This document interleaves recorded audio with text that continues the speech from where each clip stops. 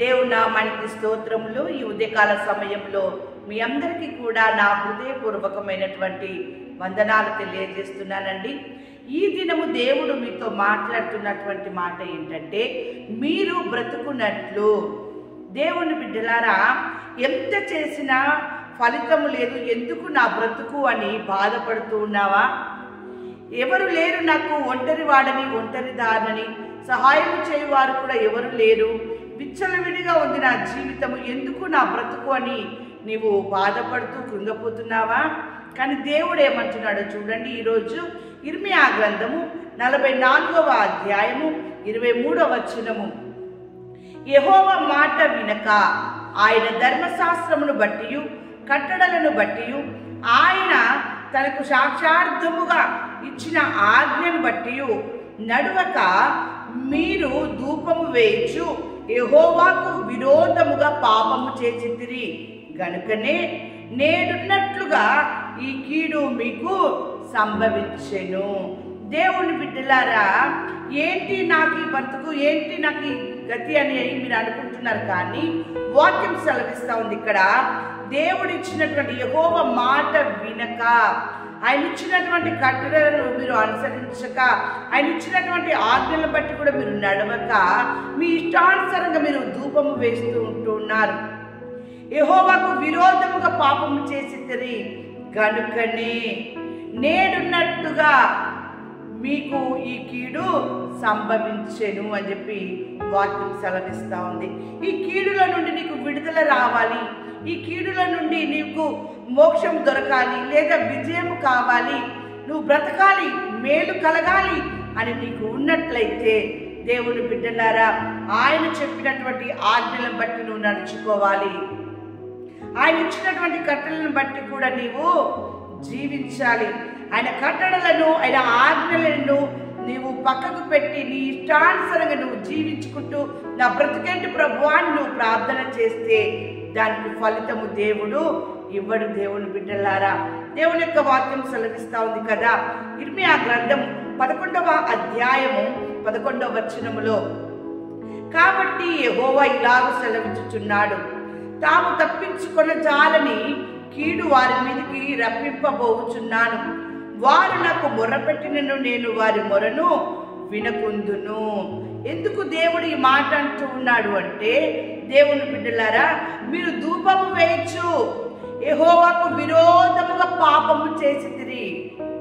దేవుని బిడ్డలారా, పాపములోనే ఉంటూ, పాపములోనే జీవిస్తూ, నా బ్రతుకేంటి అని మాట్లాడుతూ, ఆయనకి ధూపము వేస్తూ, ప్రార్థన చేస్తూ, ఆయనకి విరోధముగా మీరు పాపము చేసి మరలా మీరు ఈ విధంగా మాట్లాడుతూ ఉన్నారు. అందుకే దేవుడు అంటూ ఉన్నాడు, దేవుని బిడ్డలారా, మీరు యెహోవా సెలవిచ్చుచున్నాడు, తాము తప్పించుకొన జాలని కీడు వారి మీదకి రప్పింపబోచున్నాను. ఎందుకో తెలుసా? మీ ప్రవర్తన గొర్రె చర్మము కప్పుకున్నటువంటి తోడేలు వలె ఉంటుంది. దేవుని బిడ్డలారా, తోడేలు క్రూరమైనటువంటి స్వభావము కలిగినది, కానీ అనేకులను నమ్మించడానికి అది గొర్రె చర్మము కప్పుకొని, అది గొర్రెలాగానే అది మీ మధ్యలో ఉండి మీతో సహవాసం చేస్తుంది. మీ మనస్తత్వాలు కూడా అలాగుననే ఉన్నాయి. దేవుని బిడ్డలారా, అందుకే దేవుడు పైరూపాన్ని చూడడం లేదు, కానీ నీ హృదయంలో ఏముందో చూసి ఆయన నీకు ఈ రీతిగా మాట్లాడుతూ ఉన్నాడు.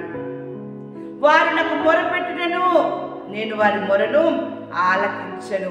పైకి నువ్వు ఎంత అందంగా ఉన్నావో, పైకి నువ్వు ఎలాంటి వస్త్రములు వేసుకున్నావని కాదు, పైకి నువ్వు ఎలా అలంకరించుకున్నావని కాదు, కానీ నీ హృదయము పాపము చేత నింపబడి ఉన్నది, నీ హృదయము మోసము చేత నింపబడి ఉన్నది, నీ హృదయము ఘోరమైనటువంటి పాపముతో, మోసముతో, వ్యతిరేకమైనటువంటి పనులు చేస్తూ దేవుని హృదయాన్ని నొప్పించేదిగా ఉంది. కనుకనే వారి మొరపెట్టినను నేను వారి మొరను వినకుందును అంటూ ఉన్నాడు.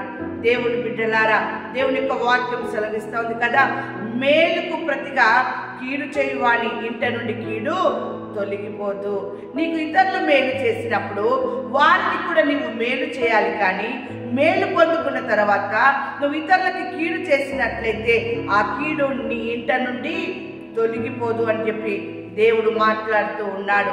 దేవుని బిడ్డలారా, దేవుని యొక్క వాక్యం సెలవిస్తూ ఉంది కదా, ఇర్మియా గ్రంథం 19వ అధ్యాయం 3వ వచనము, సైన్యములకు అధిపతియు ఇశ్రాయేలు దేవుడనగు యెహోవా ఇలాగు సెలవిస్తున్నాడు, ఆలకించుడి, దాని సమాచారము విను వారందరికీ చెవులు గింగురుమనునంతగా కీడును నేను ఈ స్థలము మీదకి రప్పింపబోచున్నాను.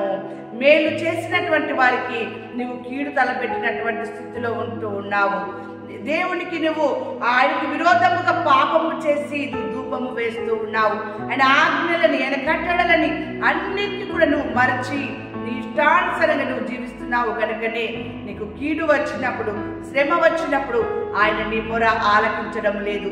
ఆలకించడమే కాకుండా నువ్వు ఏ స్థలం అయితే జీవిస్తున్నావో, ఏ స్థలం అయితే నువ్వు బ్రతుకుతున్నావో ఆ స్థలమున దేవుడు కీడును రప్పింపబోచున్నాడు. దేవుని బిడ్డలారా, కానీ దేవుని వాక్యం సెలవిస్తుంది, మీరు బ్రతుకున్నట్లు నువ్వు మంచిగా బ్రతకాలంటే నువ్వు కీడును దూరముగా ఉండాలి, నువ్వు చెడుకు దూరముగా ఉండాలి. అందుకే వాక్యం సెలవిస్తా ఉంది. ఆమోసు గ్రంథము 5వ అధ్యాయం 14వ వచనంలో, మీరు బ్రతుకున్నట్లు కీడును విడిచి మేలు వెదకుడి, అలాగు చేసిన ఎడల మీరు అనుకుని చొప్పున దేవుడును సైన్యములకు అధిపతియునకు యెహోవా మీకు తోడుగా నుండును. దేవుని యొక్క వాక్యము దీవించును గాక. దేవుని బిడ్డలారా, మీరు బ్రతుకున్నట్లు కీడును విడిచి, పాపమును విడిచి యథార్థముగా దేవుని యొక్క బిడ్డలుగా మీరు మేలును వెతికి, దేవుని వెతికి మీరు దేవుని యొక్క బిడ్డలుగా జీవించిన వారిగా మీరున్నప్పుడు యెహోవా మీకు తోడుగా ఉంటాడు. దేవుడు మీకు తోడుగా ఉంటాడు కనుక ఆయన దొరుకు కాలమున కీడును విడిచి ఆయనను మీరు వెతికి గట్టిగా పట్టుకున్నట్లయితే ఆయన మీకు తోడుగా ఉండి మిమ్మల్ని, మీ కుటుంబాన్ని రక్షించి మీరు బ్రతుకున్నట్లుగా మిమ్మల్ని, మీ కుటుంబాన్ని ఆయన ఆశీర్వదించునుగాక. ఆమేన్.